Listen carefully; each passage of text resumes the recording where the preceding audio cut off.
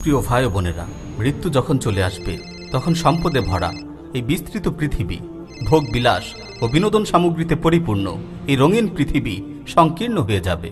এই বিশাল পৃথিবীতে তোমাকে দাফন করার জন্য শুধুমাত্র 3.5 হাত জায়গা বরাদ্দ থাকবে।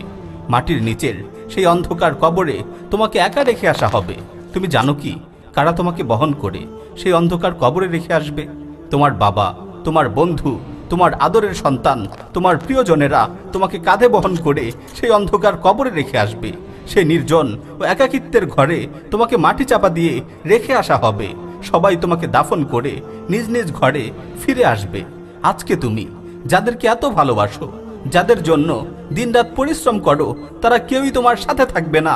সবাই তোমাকে রেখে চলে আসবে। তোমার কবরে শুধুমাত্র তুমিই থাকবে। এমন সময়ে আল্লাহ তাআলা তোমাকে ডাক দিয়ে বলবেন, আবদি যাহাবু ওয়া তারাকুক ওয়া ফিল কবরি ওয়াদাউক। হে আমার বান্দা, ওরা সবাই তোমাকে ছেড়ে চলে গেছে, তোমাকে এই অন্ধকার কবরে একাকী রেখে গেছে। আজকে আমি ছাড়া তোমার পাশে আর কেউ নেই। আজকে আমি ছাড়া তোমাকে দেখার মতো আর কেউ নেই।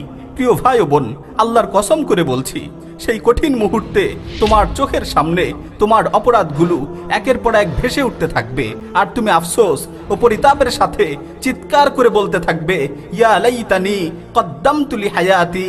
হায়, আমি আমার মূল্যবান জীবনটাকে নষ্ট